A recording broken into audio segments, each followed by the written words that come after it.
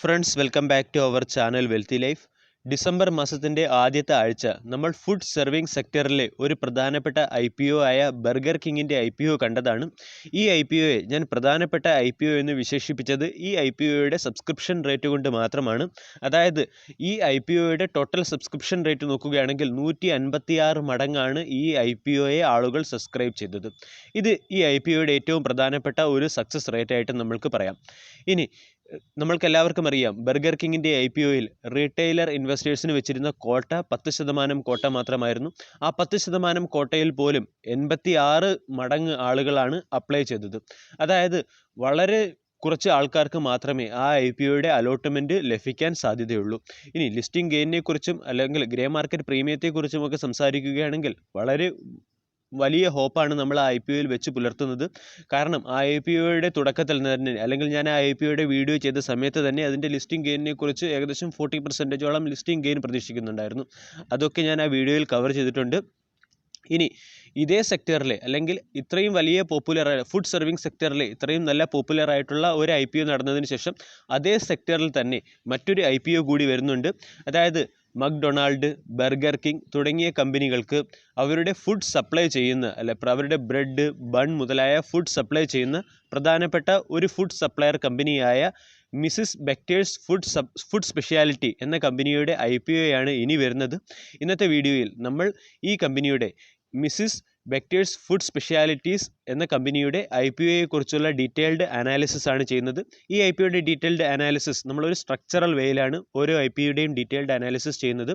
ഒന്ന്, കമ്പനിയുടെ ഓപ്പറേഷണൽ കേപ്പബിലിറ്റിയെക്കുറിച്ച് സംസാരിക്കാറുണ്ട്. രണ്ട്, കമ്പനിയുടെ ഫിനാൻഷ്യൽ പെർഫോമൻസ്. മൂന്നാമത്തത് ഗ്രേ മാർക്കറ്റ് പ്രീമിയം എന്താണ്. അതോടൊപ്പം തന്നെ നാലാമത്തത് ഇൻവെസ്റ്റേഴ്സിൻ്റെ കോട്ട അല്ലെങ്കിൽ അലോട്ട്മെൻറ്റ് കിട്ടാനുള്ള ചാൻസ് എത്രയാണ്. അതോടൊപ്പം തന്നെ ഈ ഫൈനലായിട്ട് നമ്മളൊരു കൺക്ലൂഷനിലെത്തും, ഈ IPOയിൽ അലോട്ട് ചെയ്യണമോ വേണ്ടയോ എന്നതിനെക്കുറിച്ചും, അല്ലെങ്കിൽ ലോങ് ടൈം ആയിട്ട് ഈ IPOയിൽ നമ്മൾ ലിസ്റ്റിംഗ് ഗെയിന് വേണ്ടി മാത്രമാണോ അപ്ലൈ ചെയ്യേണ്ടത്, അത് ലോങ് ടൈമിന് വേണ്ടി നമ്മൾ ഈ അപ്ലൈ ചെയ്യുന്ന IPOയിൽ തുടരണമോ എന്നുള്ള കാര്യങ്ങളൊക്കെ നമ്മൾക്ക് ഡിസ്കസ് ചെയ്യാം. വെൽത്തി ലൈഫ് എന്ന ചാനൽ നിങ്ങൾ ആദ്യമായാണ് വിസിറ്റ് ചെയ്യുന്നതെങ്കിൽ ചാനൽ ദയവായി സബ്സ്ക്രൈബ് ചെയ്യുക for getting instant stock recommendation and regular market updates. ഇനി നമ്മൾക്ക് Mrs Bectors food specialities limited എന്ന കമ്പനിയുടെ ബിസിനസ് മോഡലിനെ കുറിച്ച് സംസാരിക്കാം. ഈ കമ്പനിയുടെ കീഴിൽ പ്രധാനമായും 2 ബ്രാൻഡുകളാണ് ഉള്ളത്. ഒന്നാമത്തെ ബ്രാൻഡ് ബ്രെഡ്, ബൺ മുതലായ ബേക്കറി പ്രോഡക്റ്റുകൾ പ്രൊഡ്യൂസ് ചെയ്യുന്ന ബ്രാൻഡായ ഇംഗ്ലീഷ് ഓവൻ. രണ്ടാമത്തെ ബ്രാൻഡ് ബിസ്ക്കറ്റ്, കുക്കീസ് തുടങ്ങിയവ പ്രൊഡ്യൂസ് ചെയ്യുന്ന ബ്രാൻഡായ ക്രെമിക്ക. ഇംഗ്ലീഷ് ഓവൻ എന്ന് പറയുന്ന ബ്രാൻഡ് നമ്മൾക്കല്പം സുപരിചിതമാണ്. കൂടാതെ ഈ ബ്രാൻഡാണ് ഇന്ത്യയിലെ പ്രമുഖ റെസ്റ്റോറൻറ്റുകളായ KFC, ബർഗർ കിങ് തുടങ്ങിയ മക്ഡൊണാൾഡ് തുടങ്ങിയ റെസ്റ്റോറൻറ്റുകൾക്ക് ആവശ്യമായിട്ടുള്ള ബ്രെഡും ബണ്ണും എത്തിക്കുന്നത്. അതായത് ഈ സെക്ടറിലെ ഒരു ലീഡിംഗ് മാർക്കറ്റ് സപ്ലയർ ആണ് ഇംഗ്ലീഷ് ഓവൻ എന്ന് പറയാം. ഇനി മറ്റൊരു സെക്ടറായിട്ടുള്ള ബിസ്ക്കറ്റ് സെക്ടർ നോക്കുകയാണെങ്കിൽ, ബിസ്ക്കറ്റ് സെക്ടറിൽ ക്രെമിക്കയ്ക്ക് അത്രയ്ക്ക് വലിയ ഒരു എക്സിസ്റ്റൻസ് ഉണ്ട് എന്ന് എനിക്ക് തോന്നുന്നില്ല. കാരണം നമ്മൾ ബിസ്ക്കറ്റ് സെക്ടറിലെ total share percentage, market share percentage നമ്മൾ പരിശോധിക്കുകയാണെങ്കിൽ ഈ സെക്ടറിൽ പ്രധാനമായും, അല്ലെങ്കിൽ ഈ സെക്ടറിൽ 90% കൈയടക്കി വെച്ചിരിക്കുന്നത് ചില ലീഡിംഗ് കമ്പനികളായിട്ടുള്ള പാർലെ, ബ്രിട്ടാനിയ, ITC, പ്രിയ ഗോൾഡ്, അൻമോൾ എന്നീ കമ്പനികളാണ്. അങ്ങനെ വെച്ച് നോക്കുമ്പോൾ നമ്മളുടെ കമ്പനിയായ ക്രെമിക്ക അല്ലെങ്കിൽ മിസ് ബെക്ടേഴ്സ് ഫുഡിന് ഏകദേശം 1% മാർക്കറ്റ് ഷെയർ മാത്രമേ ഉള്ളൂ. ഇനി ഈ കമ്പനി എന്തിനാണ് IPO കൊണ്ടുവന്നതെന്ന് പരിശോധിക്കാം.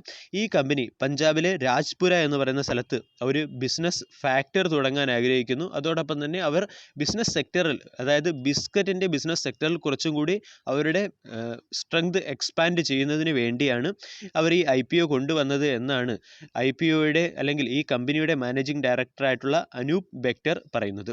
ഇനി ഈ കമ്പനിയുടെ ബാക്കിയുള്ള മാനുഫാക്ചറിംഗ് യൂണിറ്റുകൾ നോക്കുകയാണെങ്കിൽ പ്രധാനമായും നോർത്ത് ഇന്ത്യയിൽ തന്നെയാണ് ഈ കമ്പനി ഫോക്കസ് ചെയ്തിരിക്കുന്നത്. ഉദാഹരണമായി നോക്കുകയാണെങ്കിൽ പഞ്ചാബ്, ഹിമാചൽ പ്രദേശ്, ഉത്തർപ്രദേശ്, മഹാരാഷ്ട്ര, കർണാടക എന്നീ സെക്ടറുകളിലാണ്, അല്ലെങ്കിൽ എന്നീ സ്റ്റേറ്റുകളിലാണ് ഈ കമ്പനിക്ക് അവരുടെ മാനുഫാക്ചറിംഗ് പ്ലാന്റ് ഉള്ളത്. അതായത് ഈ കമ്പനിക്ക് ഒരു പാൻ ഇന്ത്യ പ്രസൻസ് ഇല്ല എന്ന് തന്നെ നമ്മൾക്ക് മനസ്സിലാക്കാം.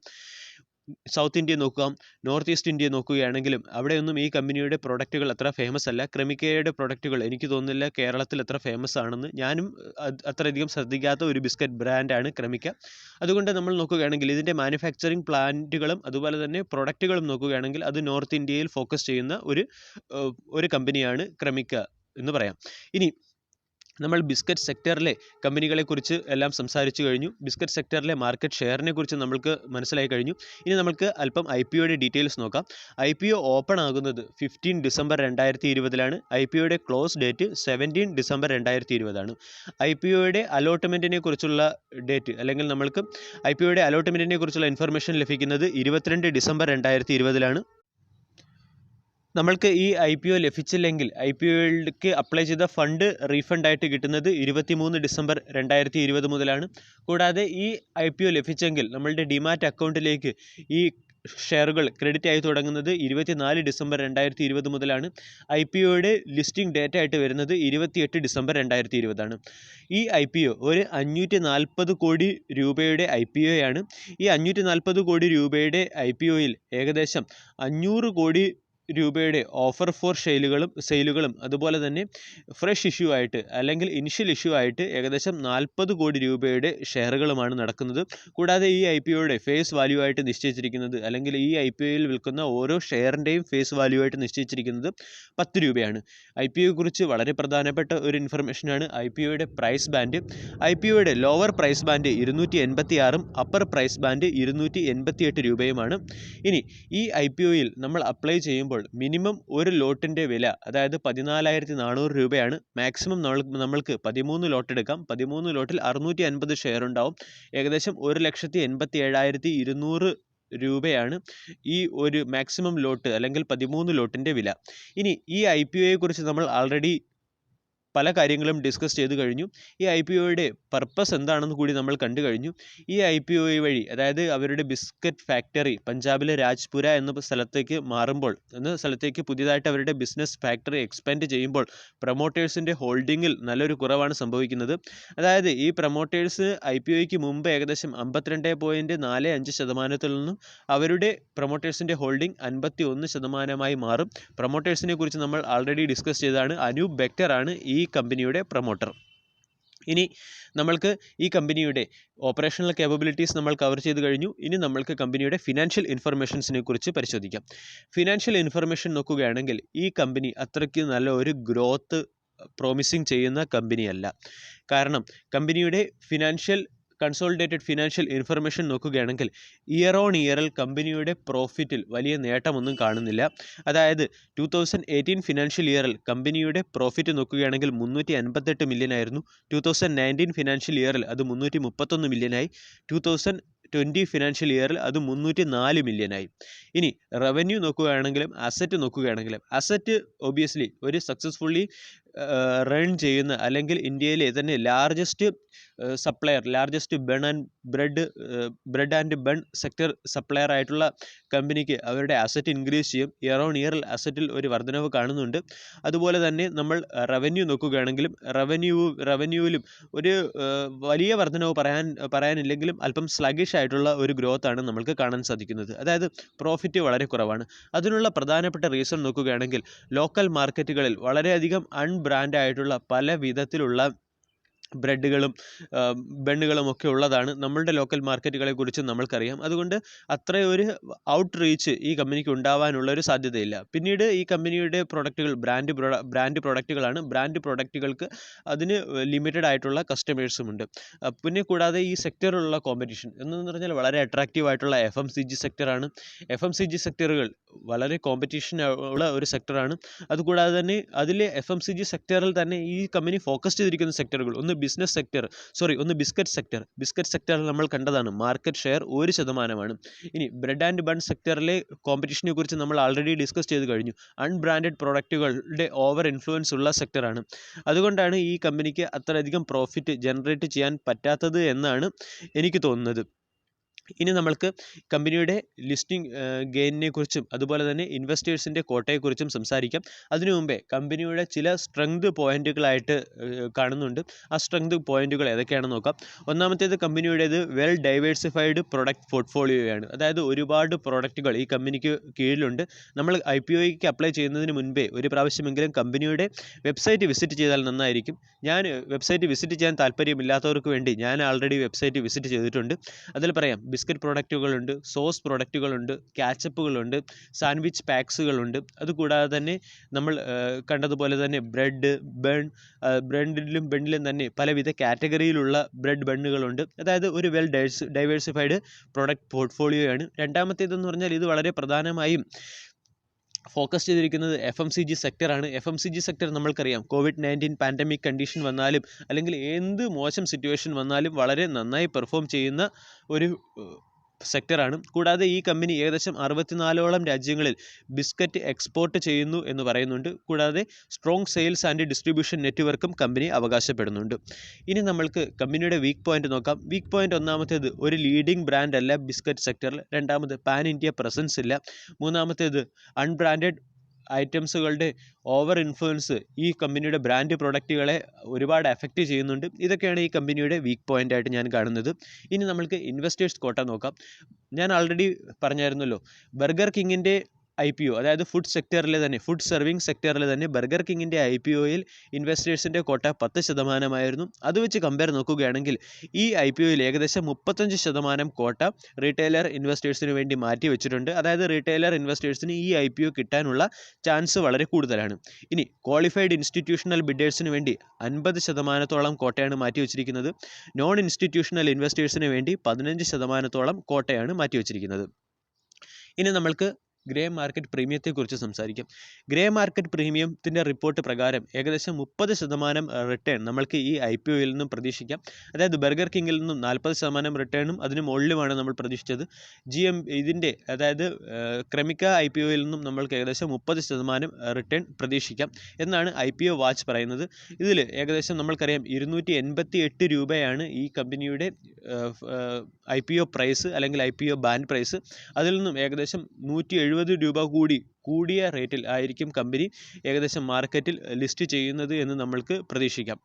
ഇനി ഓവറോൾ നമ്മൾ നോക്കുകയാണെങ്കിൽ 400 രൂപ ബെസ്റ്റ് പെർഫോം ചെയ്യുകയാണെങ്കിൽ 400 രൂപയ്ക്കോ മുകളിലോ ഉള്ളൊരു പ്രൈസ് ബാൻഡിൽ കൂടി പ്രൈസ് റേഞ്ചിൽ ഈ കമ്പനിയുടെ പ്രോഡക്റ്റ് അല്ലെങ്കിൽ ഈ കമ്പനി മാർക്കറ്റിൽ ലിസ്റ്റ് ആവാനുള്ള സാധ്യതയുണ്ട്. ഇനി നമ്മൾ മറ്റൊരു കാര്യം പ്രത്യേകിച്ച് പറയേണ്ടത്, ഇതിൻ്റെ ഈ ഗ്രേ മാർക്കറ്റ് പ്രീമിയത്തെക്കുറിച്ചുള്ള കാൽക്കുലേഷനെ സംബന്ധിച്ചുള്ളതാണ്. അതായത് പ്രീവിയസ് വീഡിയോയിൽ ഞാൻ പറഞ്ഞായിരുന്നു, ഗ്രേ മാർക്കറ്റ് പ്രീമിയം കാൽക്കുലേഷൻ എന്ന് പറഞ്ഞാൽ വളരെ ഹൈ ഫ്ലക്ച്വേഷൻ ആണ്. കാരണം മാർക്കറ്റിൻ്റെ മൂഡിനെ ടോട്ടലി ഡിപ്പെൻഡ് ചെയ്തുകൊണ്ടിരിക്കും.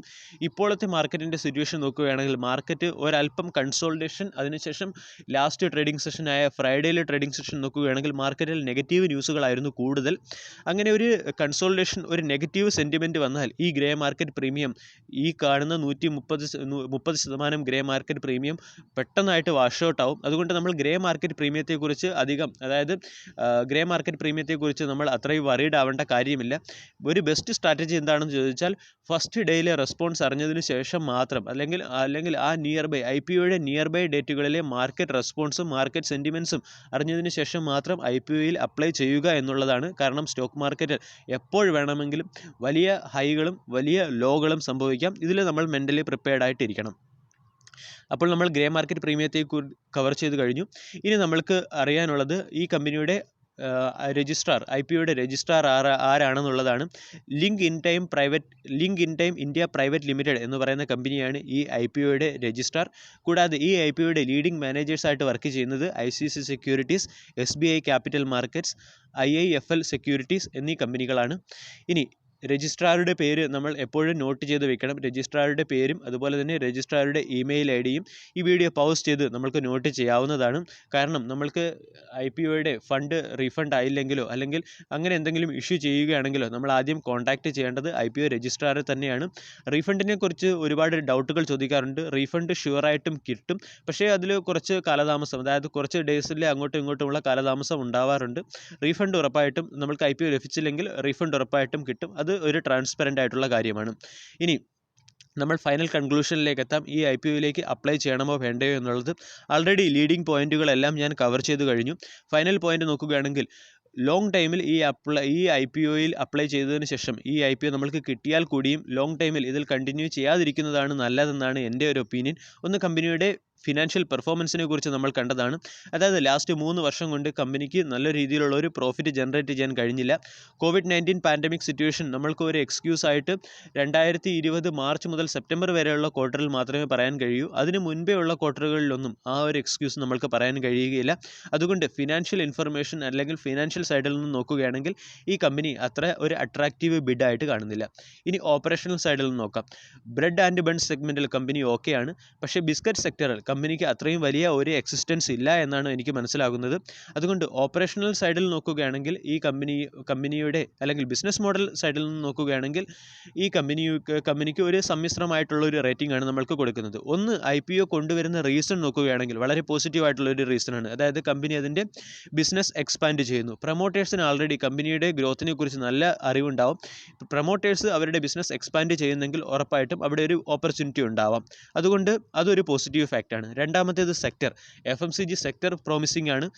അതും ഒരു പോസിറ്റീവ് ഫാക്റ്റാണ്. പക്ഷേ പിയേഴ്സുമായിട്ട് കമ്പയർ ചെയ്ത് നോക്കുമ്പോൾ ബ്രിട്ടാനിയ, ITC തുടങ്ങിയ പീർ ഗ്രൂപ്പുമായിട്ട് കമ്പയർ ചെയ്ത് നോക്കുമ്പോൾ ഈ കമ്പനിക്ക് ഈ സെക്ടറിൽ ക്ലച്ച് പിടിച്ച് വരാനുള്ള സാധ്യത ഒരല്പം കുറവായിട്ട് തന്നെ നമ്മൾക്ക് കൺസിഡർ ചെയ്യാം.